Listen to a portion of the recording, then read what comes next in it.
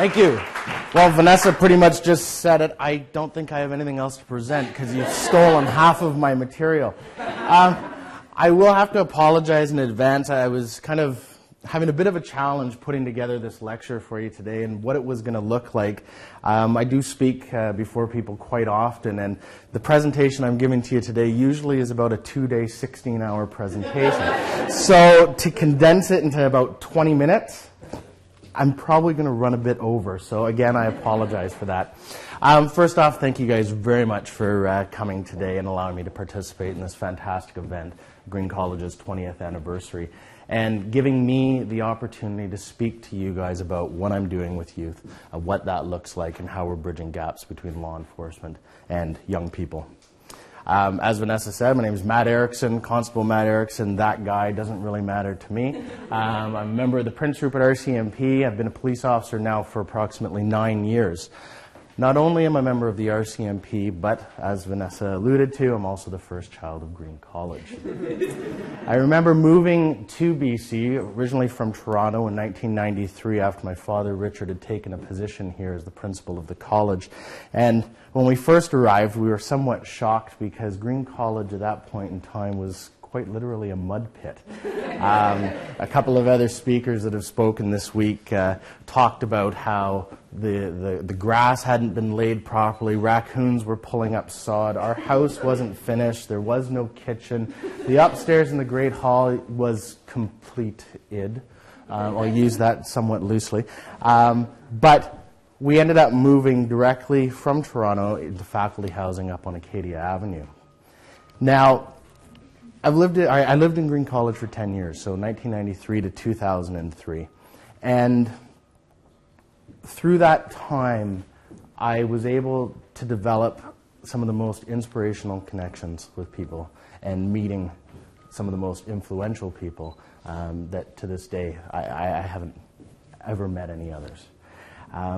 And these were the students that called Green College home. The thing that impressed me from day one and played such a huge impact on my life was the sense of inclusivity here.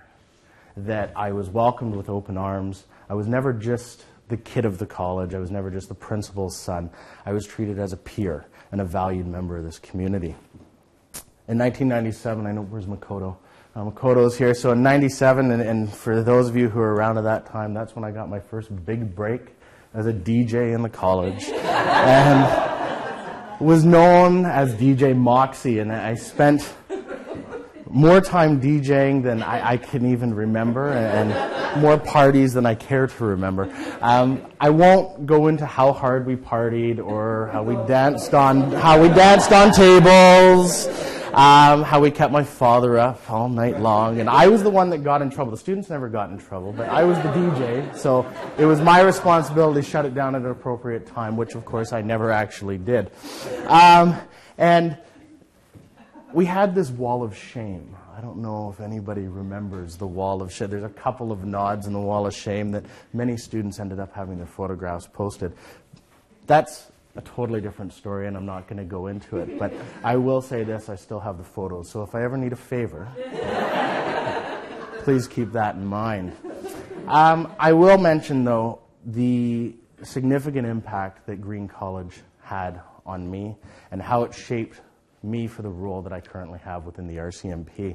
You see, because I was treated as an equal and not just some kid, the students of Green College gave me perspective. They taught me the importance of being a good listener, that everyone is entitled to an opinion. And whether it was agreed upon or not, that didn't matter. They taught me how to think outside the box and to think globally and not to make assumptions about people. And I think that that is still very true today with the college.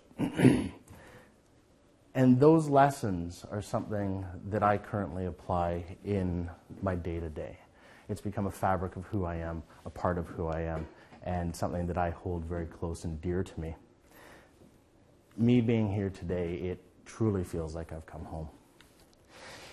In 2003, I moved out on my own, finally. Got a little bit of independence, broke away from mom and dad, and in 2004 I was accepted into the RCMP training facility in Regina, Saskatchewan, also known as Depot.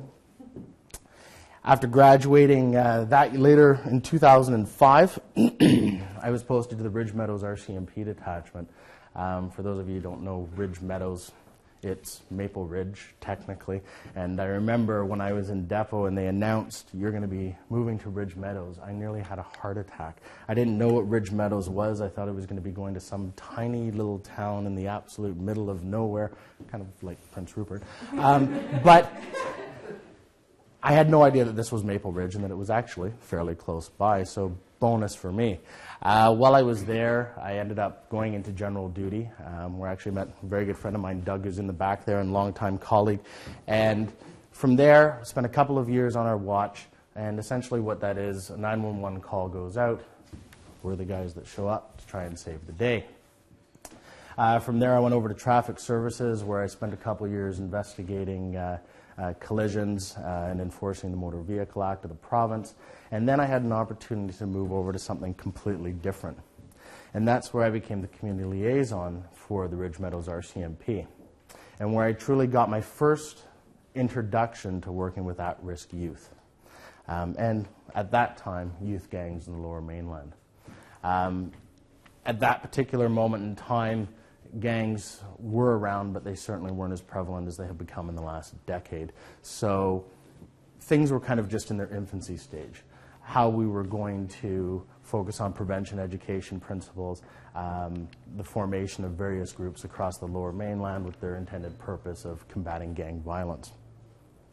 So after spending nearly 5 years in Maple Ridge, it was time for a change. I wanted to experience something different. My wife and I, Leanne, we had discussed it, and we thought, you know what, let's try something new. Let's go to someplace smaller, a smaller community, but we weren't prepared to give up the ocean. So Prince Rupert was the next stop for us. One of the best moves I've ever made in my life. Absolutely fantastic community. It's a coastal community of approximately 12,000 people, and for a guy like me who loves fishing, the outdoors, the mountains, the ocean, you name it, it is a wondrous, wondrous place. For those who do fish in the room, caught 36 halibut this summer. My friends that came up, went food fishing with a very good friend of mine, and we caught a 95-pound halibut, so extra bonus. So pretty amazing place, and I absolutely love it up there. When I first started, again, I went back to the watch, so I was in general duty for the first couple of years, and then the second opportunity presented itself, and that was the current position that I'm in now, which is media and community policing. So with the media component, I wear a multitude of hats. The media component, I oversee communications for our area, so any type of a media event, negative, positive, I'm the guy who speaks to it. Major investigations, so on and so forth, I'm kind of the front and center person. Then I also oversee the community policing side of it, and that is a very, very large net. It can encompass just about anything that you wanted to, any major event that directly impacts a community. And I wanted to have a bit of an opportunity to shape what that position looked like. So some of the groups that I oversee are the auxiliary constables, which are kind of like a volunteer policing unit, citizens on patrol, and Crime Stoppers. I'm sure you've heard of Crime Stoppers. I hope to think that you've heard of Crime Stoppers down here. It's pretty important. And shortly after taking over the position, I began working closely with our school district 52. What prompted me to do that is I was starting to see a trend, and that was that there was a bit of a gap in service between what we were doing as law enforcement, how we were connecting with young people, and the fact that we hadn't truly created a partnership between law enforcement and our schools. Now, down here, of course, that happens on a more regular basis. You know, there are youth teams that are out there proactively working with young people. There are school liaison units and that sort of thing. But for northern communities, it's a little bit more challenging. The amount of money we have to spend, the resources we have at our disposal, so on and so forth. But the key thing was that we weren't working enough with youth. As I'm sure all of you at some point in your life who are all young know that youth are often judged. They are often given false labels of who they are. and many of them are very negative. So for me, it was time to kind of flip the script a little bit and change that. So in the title of my lecture, Vanessa mentioned at-risk youth, not only at Green College. And at-risk youth it's a term that we, as service providers, we use it quite a bit. But it's also something that we have to be very careful of in terms of how we use it.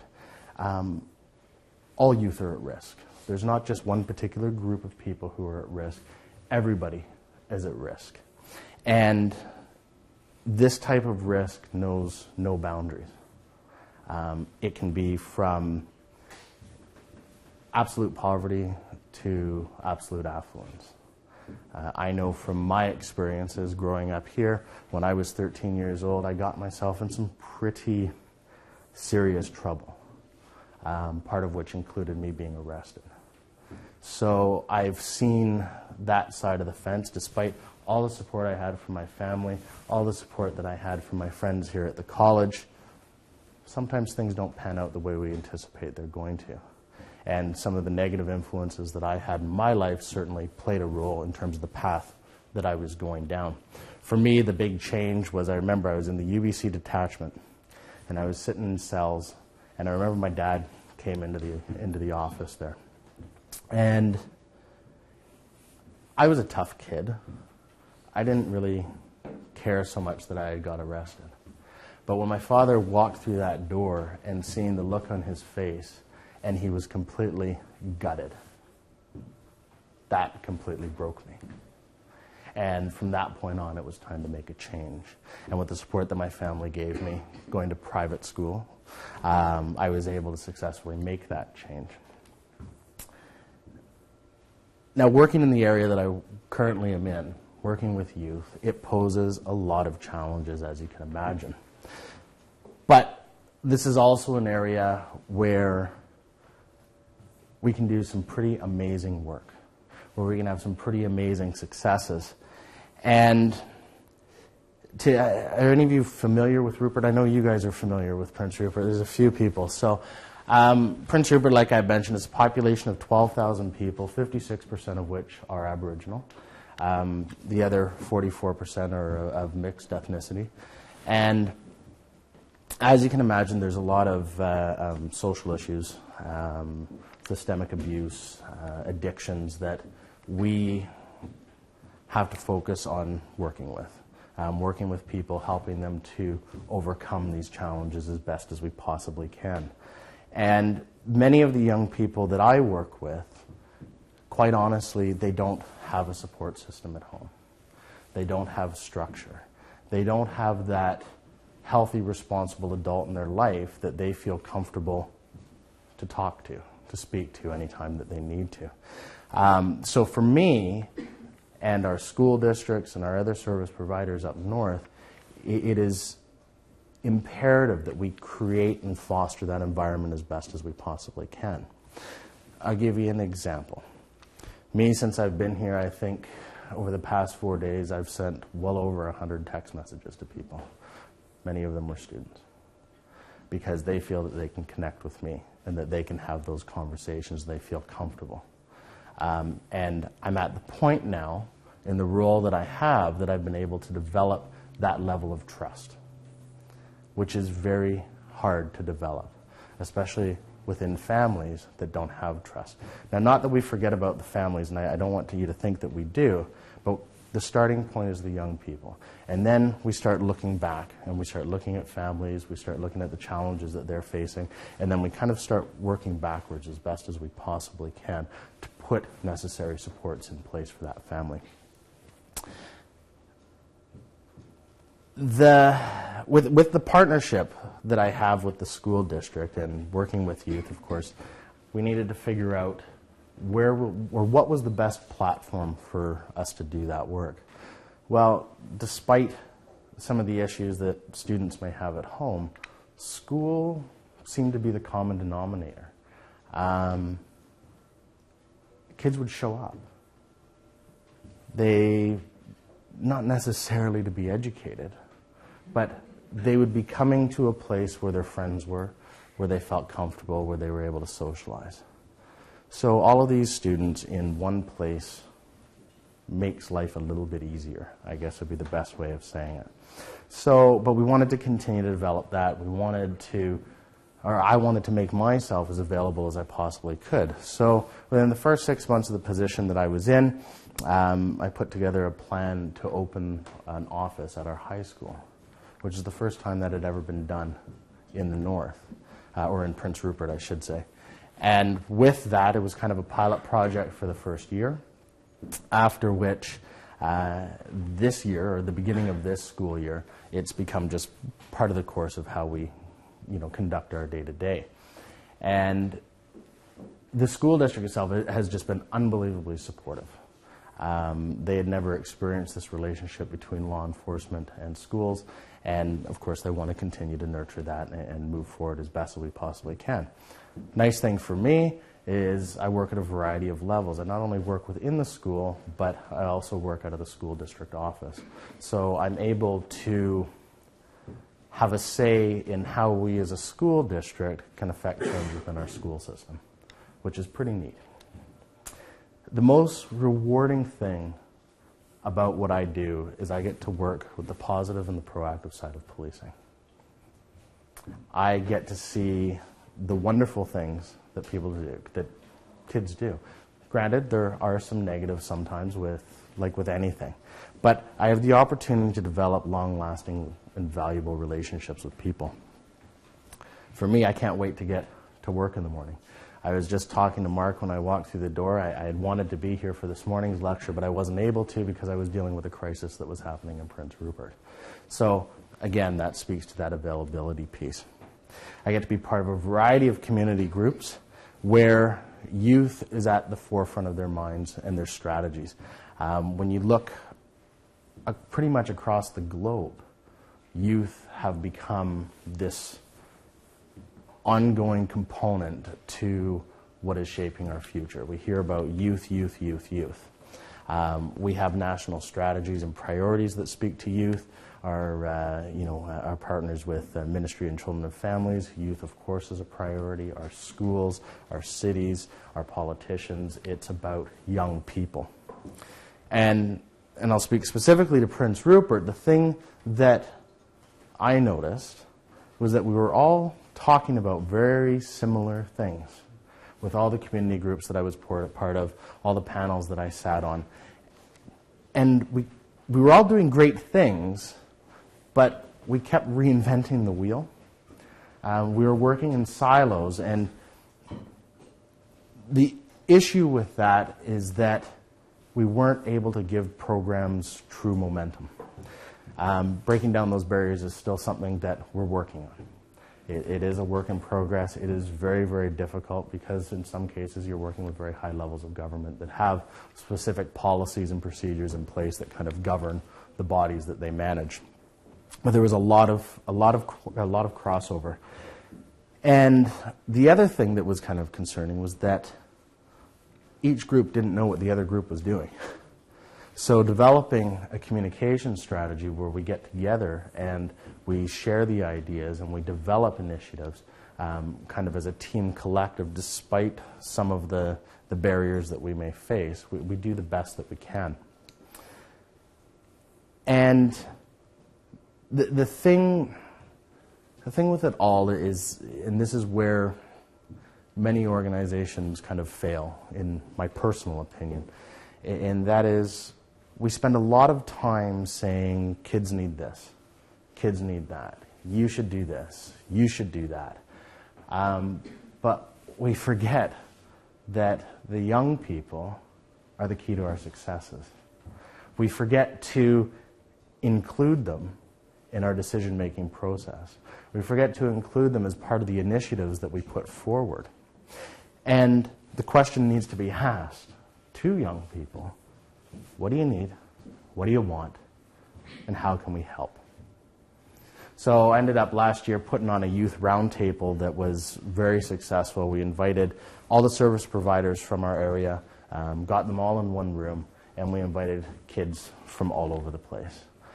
It was very successful. We sat in round tables, we started brainstorming, looking at various issues that young people were facing, where the commonalities were there issues that were more of concern than others, and kind of prioritizing things. And that's something that we're still working on now. And part of that, or a big part of that component, is the engagement piece. You know, I can get in front of, and if you guys were all youth, I can stand in front of this podium and I can be the talking head and I can say what I need to say and then I can walk away. But it's that engagement piece that is so important. As you can tell, I pace a lot when I'm speaking. And part of that is, again, it's part of that engagement, me connecting with my audience as best as I possibly can. Had this been in a school, I would be walking in and out of the aisles. Everybody would be following me. The ones that start falling asleep, well, I call them out on it, you know. But it's that engagement component that is so, so important. So what is youth engagement? Well, it's defined as a meaningful participation and sustained involvement of a young person in activity, with a focus outside of him or herself. The kind of activity which youth are engaged in can be almost anything. It can be sports, it can be the arts, it can be social activism, it can be politics. And it can occur in almost anywhere. So there's always an opportunity that presents itself, which is kind of neat when you think about it. Where does it happen? Well, it can happen in community organizations, youth organizations, music, sport, school, other educational facilities, universities, careers, work, employment. I mentioned social activism, politics, religion, and spirituality. So pretty wide range of areas, right? And I won't get into kind of more of the specifics because, again, I don't have enough time. I wish I had a couple days with you, and then I could really wow you, but unfortunately, You have about 7 minutes, just so you know, for your Are you kidding me? Yeah. Oh my God. The talking head, right? Wow, now you've just totally thrown me for a loop because I'm only about 2/3 of the way there. Okay. Bear with me. So how do youth engage act? So we have to look at that because we have to see how something is measurable so that we can truly kind of evaluate what our processes are, if our initiatives are successful, what we need to throw more resources into, and stuff that, okay, well, it hasn't worked, we just have to let it go. So what do we start to see? Well, the youth starts getting more involved. They're participating actively in the initiative. As you know, social media is such a huge component of how young people communicate. It's the medium. I speak with DPAC associations specifically in terms of how to use social media responsibly, what it looks like, how to manipulate it. The list goes on and on and on. But the word spreads like wildfire. And so with that, the interest starts to get gathered. People start coming forward. So now we have kind of a core group, but other young people are coming forward to participate. They want to be part of it. They're excited about it. They're engaged. They're jacked up, right? And they do seek adults for support, but eventually we get to that point where they don't need it because they're asking questions. They know who the go-to people are. They know who can support them for various initiatives that they may be starting, but it's all about them. The ownership isn't the service provider, it's not the adult. The ownership is the youth itself. So what are we currently doing in Prince Rupert? Well, I'll tell you about 3 things pretty quickly here. There are 3 groups that I've partnered with. Again, I had mentioned Charles Hayes Secondary School, which is our high school in Prince Rupert. Second school is Pacific Coast School. It's our alternate school, and quite frankly is really the last stop for a lot of kids when it comes to education. And of course, I work very, very closely with our RCMP National Youth Strategy and our Youth Strategy Unit that we have here in the Lower Mainland. And that's just within high schools. We also do have a DARE program. And I don't know if if you have kids in elementary, you may have heard about it. I've seen a poster, but I haven't actually heard much about it. Ask questions about it. Get involved. Which is drug abuse resistance education. So, and what that does is we have people who are trained as DARE officers who go into school with a set curriculum, and they teach young people. They teach them skills of resiliency, and they help students to resist addictive behaviors as best as they possibly can. So again, it's not so much us saying don't, It's saying, here's all the education. Make an educated choice, which is really important because you're empowering young people. So Pacific Coast School, it is an alternate school, as I had mentioned. Students work at their own pace, and it's often the last stop for kids. And they started a program that I think is absolutely phenomenal. It's incredible. It's called the TREC program. And what it is, it develops leadership, it develops stewardship, and develops camaraderie amongst students, staff, and now that I'm partnered with them, law enforcement. And it has been fundamental in bridging gaps with some of the toughest kids that you can imagine. And it gets them out of the classroom. Gets them out of the classroom. Gets them participating in outdoor activities. We go skiing, fishing, kayaking, hiking, snowshoeing, you name it. We're out and about all the time. And I get paid to do it. Are you kidding me? Best job in the world, right? Just this past year, they started an incredible project. I don't know if you're familiar with the North Pacific Cannery. It is a provincial heritage site. It's just on the verge of being recognized by the UN as a World National Heritage Center. And it's a cannery that's been in Rupert for quite some time at the forefront of the fishing industry. It was the place where you got your fish from. But of course, over time, the museum started to deteriorate. The buildings have started to fall apart. So with the leadership of Pacific Coast, they've said, okay, well, you know what? Let's start this stewardship program. Let's start a way to give back. So we get kids out to the cannery. We do painting. We do the scraping. We start rebuilding some of the buildings. There's a lot of construction involved. Kids are learning skills, which is pretty amazing in itself. My role, while I help with all that, but me being the fishing guy, I also run a little fishing workshop on the side, so we go and we catch fish. Again, getting paid to do it. The second program, and that's basically TREC and what that looks like. There's a couple videos I'm going to show you that you'll see briefly what these things look like. With Charles Hayes, we recently partnered with a company in Toronto. Vanessa, you're probably familiar with it, Me to We. So we've partnered with them, and essentially what Me to We is it teaches young people to make better choices for a better world. So that whole positivity piece, that building of resiliency, support systems, so on and so forth. And it assists youth in becoming more socially conscious, environmentally friendly, and provides, or the structure in which it's provided is kind of through these life-changing experiences. So, video.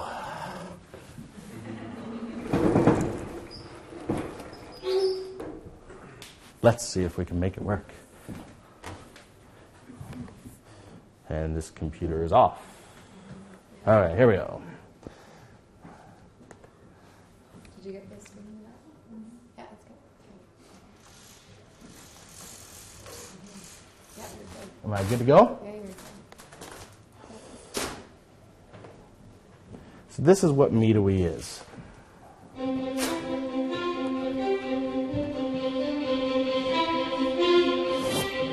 It's a movement of people like me. It's a movement of people like you. We call it Me to We. Me to We means living your life as a socially responsible global citizen. It's about believing a better world is possible. In my world, We all work together. ending poverty is possible. All girls go to school. Apathy is not in my vocabulary. I'm a shameless idealist. And proud of it.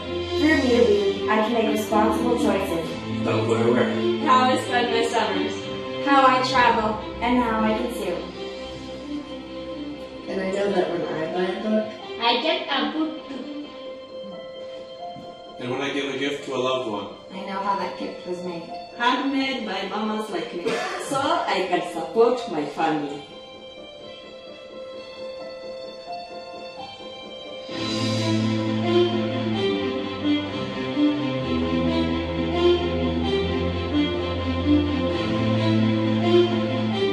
And best of all, through my daily choices, I help to support the work of Free the Children. An organization I really care about. That creates sustainable change. Now I can provide clean water for my family. Now I can go to school. Free the Children allows us to give healthcare to those that need it the most. I am empowered. Me to we. Better choices for a better world.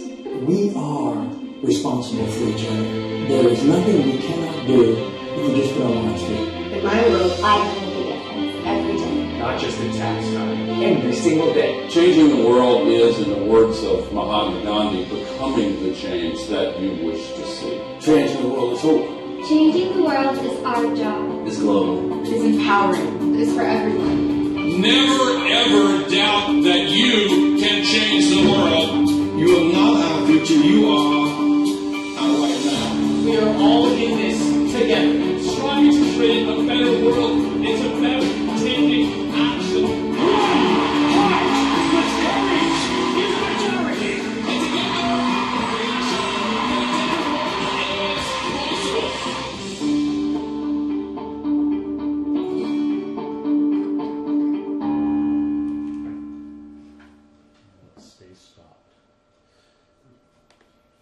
So that's a little bit about me to we. So they mentioned in that creating a social movement. So we had them up in Prince Rupert, and they did a phenomenal exercise where we actually created a focus group with students, and we sat down and we started discussing what are the issues that your school specifically is facing. What does that look like? So through that, of course, we ended up identifying kind of an anti-bullying strategy. Of course, with young people, this is kind of the ongoing thing. There's an issue with bullying that's out there, and we need to start taking preventative steps to help combat it. So we're working on that right now and promoting the whole positivity and change. The thing that we did that was kind of cool, if you have an opportunity, there's a TED Talk. It's by a gentleman named Drew Dudley, and he does this talk called Leading with Lollipops. And essentially what that is, it's about how a very short moment in time can have a massive impact on somebody else and what that looks like. Something where you may not even know that you've made that impact. And years later, somebody comes and approaches you and says, hey, you know, I remember I was talking to you. You talked to me for about 10 seconds.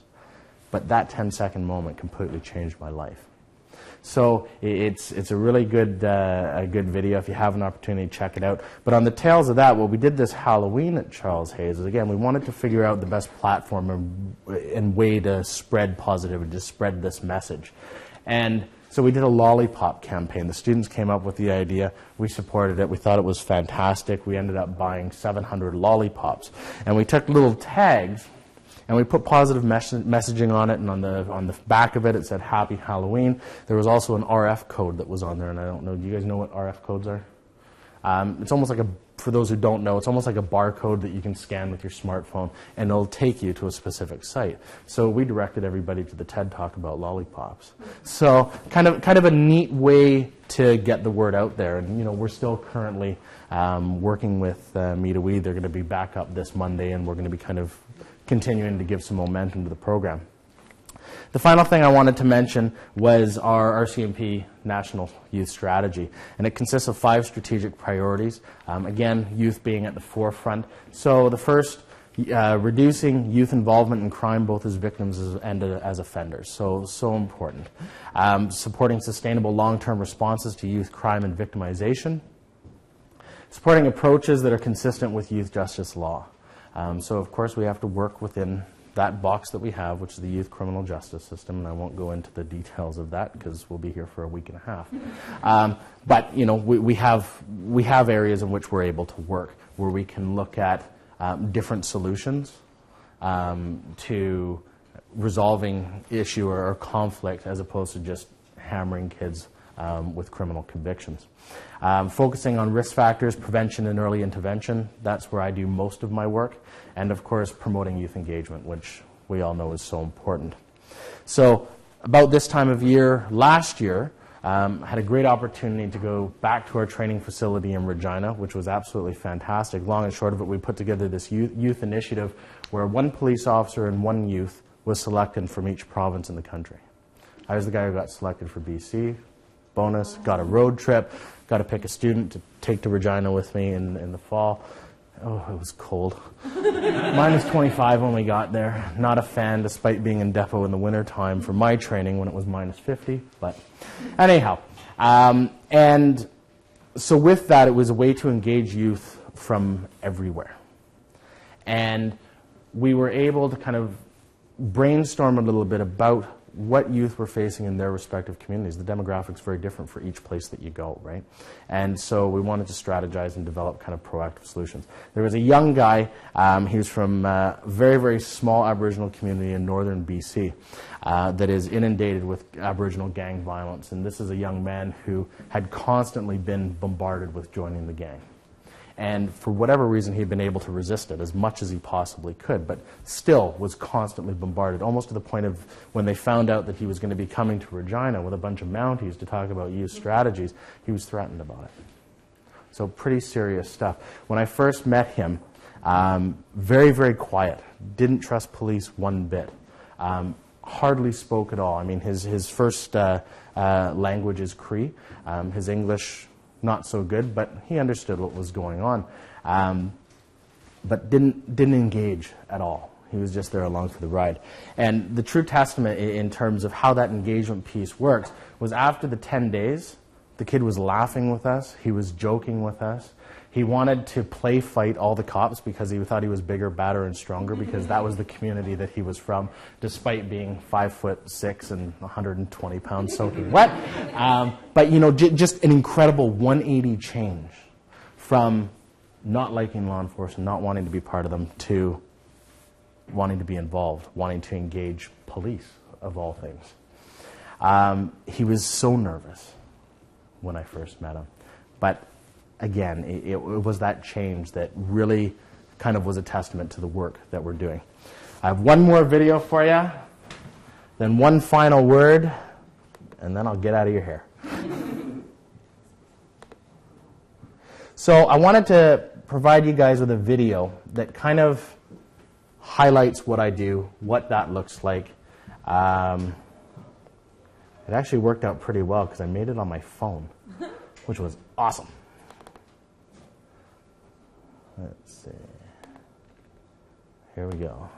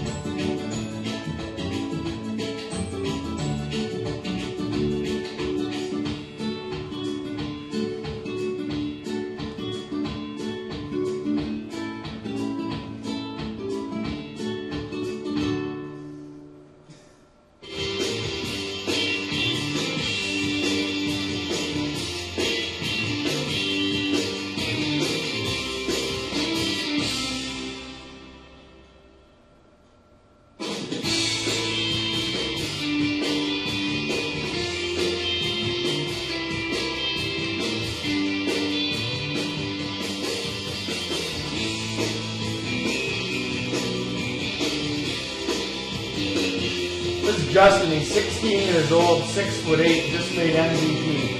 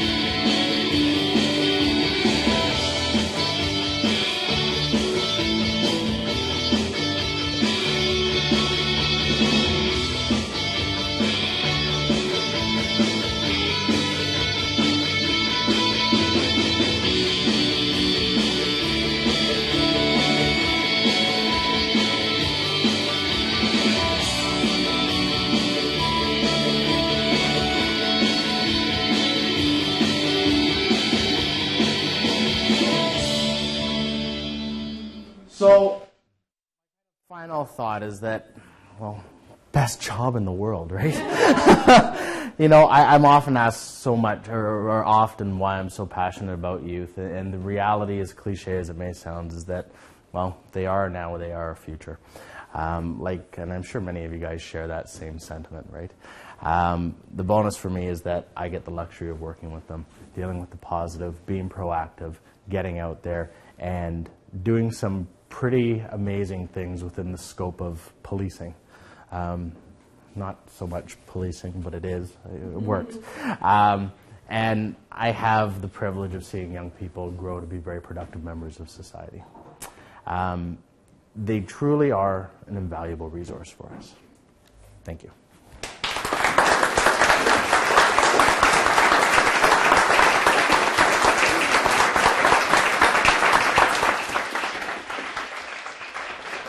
And I only went 25 minutes over. Thank you so much, Matt, and thank you for sharing how you were inspired by Greek College, but also shedding light on how you're inspiring an entire generation in Prince Rupert and also beyond, with engaging with trust, engaging them so that they're heard, and doing it in such a diversity of ways that people can engage in different kinds of ways into it. So it's really wonderful to get a look into your amazing work in Prince Rupert and beyond. So thank you so much for sharing it with us.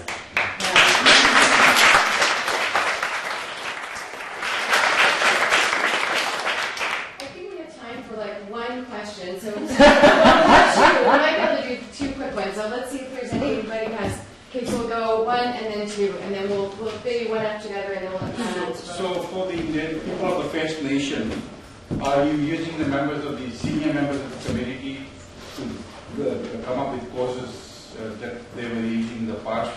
So rather than devising courses that is in Lower Mainland Vancouver and applying it to those situations, are you using the environment, the surrounding environment, to make changes? Absolutely. I mean, any type we look at an initiative, we can't take something that's being done somewhere else that's community specific and apply it in another community.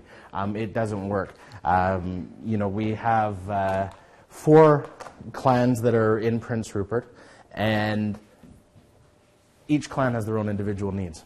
You know, so we can't just liberally apply some principle across the entire board, because it just isn't successful. Part of the whole engagement process is, again, getting the involvement. Alex Campbell, he's our hereditary chief for the Tsimshian Nation, and absolutely fantastic man, teaches Somaliac in the school system.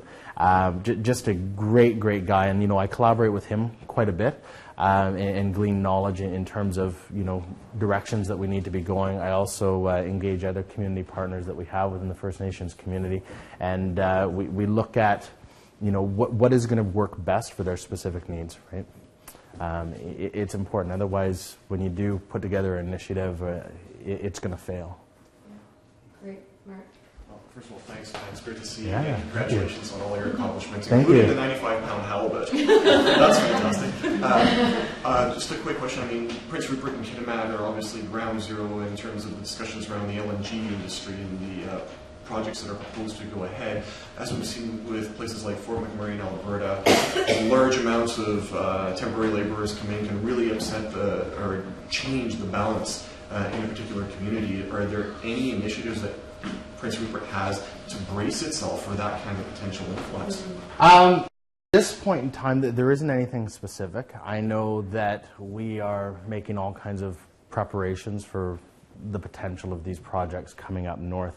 For me to actually speak on behalf of that type of initiative, I'd be kind of overstepping a little bit. I can tell you that, that there's a lot of discussion that is happening even in terms of what policing is going to look like when it comes to, for example, we have a large camp that's going to be in the process of getting built, or on the verge of getting built, I guess. And of course, when a camp comes in, there's also all that residual, for lack of a better term, roadshow that comes up with it. So we're in the process of trying to kind of make those evaluations and prepare as best as we can for what's going to transpire in terms of an opinion on the pipeline or LNG. I'm not really in a position to provide that to you, so I apologize. Great. Okay, we'll do one, because you DJ'd for Hey, Makoto, what do you got? A brief one, yeah, go ahead. He was a DJ. Because he was the DJ for you. Go ahead. First of all, I'm so incredibly moved and touched how great the community leader you have become that, and from all days of partying forget all the embarrassing things. We're in the photo. Not a chance. But green cards is not green cards without asking tough questions. I'm going to give you one. Absolutely. So, you elaborate perhaps the most incredibly positive side of a police officer in the law enforcement occupation. But on the other hand, from activist type like myself and many who lived here together with you, have witnessed some of the perhaps necessary to some extent, but a negative aspect of law enforcement, in particular APEC 1997, which took place here, where some of our friends got arrested for just putting up a sign. So how do you yourself, reconcile these two, perhaps, divergent aspects of your job? Good question. I'm out of time. No, absolutely not. I was here for APEC as well. It was a very pivotal moment for the college. I mean, for me, I remember my dad running up the street to, I think it was Craig Jones at the time, and my dad went up there to advocate for him, and I saw my dad running up the street, and about 8 Mounties came and surrounded him. That was the first time in my life I had never felt that kind of feeling in my life. I was ready to race up there and, quite frankly, start knocking heads. And I'm a cop. But, with that, yeah, there are negatives. But first and foremost, for me, I have to stay grounded in remembering that what my role is, At the end of the day, yes, I am a police officer. My job is to enforce the laws of the land, whatever that looks like, and the direction that I receive in order to do that. But when it comes to, and if you're talking specific to APEC, yes, there were a lot of challenges, there were a lot of issues, and I don't want to go into specifics because, again, what year was that? That was 97. I was 17 at the time. So for me to speculate in terms of what the strategy was at that point in time just wouldn't be appropriate.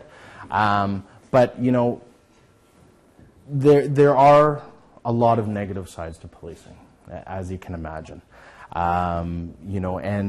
But where I think people, and this kind of speaks to the whole bridging of gaps, where people forget, and this is something that when I speak to people I talk a lot about, is there's no difference between me and you. There's a difference in careers, but I'm just like anybody else. I have a mandate that I have to fulfill. The same way if an activist has a mandate that they need to fulfill. Unfortunately, sometimes we butt heads, and we try to manage it as best as we can. I mean, inherently, policing has negatives. We unfortunately deal with good people when they're at their absolute worst. And for where I think people forget is that takes a huge toll on our police. It's something that they carry with them every day. It has a resounding effect on them. I know people that are, will go to scenes and they'll come back, and despite what that perception may be, behind closed doors, they're completely gutted. It's a very, very hard job. And people don't see necessarily what's happening back of house. When, I don't know, do you mind if I speak about traffic? So Doug and I, we were in traffic services together in Maple Ridge, and part of that job was investigating fatal collisions. I think over a 2-year period, we investigated close to 40 of them or something, wasn't it? So that's 40 people that are dead. That's 40 people that we have to go and say, John, I'm terribly sorry. Your child has died.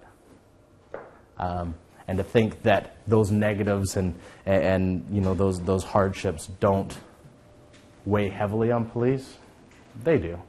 I know police officers that were at APEC that still talk about it, and that had a resounding effect on them. But their role was to perform a specific purpose and a specific duty that was mandated from a very high level of government. So being a federal organization, we got to follow those rules, right? And it's unfortunate the conflict that happened, but unfortunately conflict happens, and that's why we have people who speak out. That's why we have people that question authority, and there's nothing wrong with that. I think as a progressive society, it's very, very, it's instrumental and key to how we move forward. Right? But the understanding, it has to be a mutual understanding that when I'm in a role, a specific role, that role is to enforce the laws of the land, whatever that looks like. I can't use discretion. It's my job. It's what I do. So I know I kind of danced. That was your typical media answer, wasn't it? Holy smokes! I just kind of dance around and I hope that gave you a bit of insight. I mean, again, I can't really speculate as to what was happening with APEC other than my view as a 17-year-old. Yeah, I wasn't happy. So we'll leave it at that. And as Makoto said, you're such a community leader, and you bring the delight we knew of you as a 17-year-old, your energy, your vitality, and your good heart to the work you do. So thank you again, Matt, for this.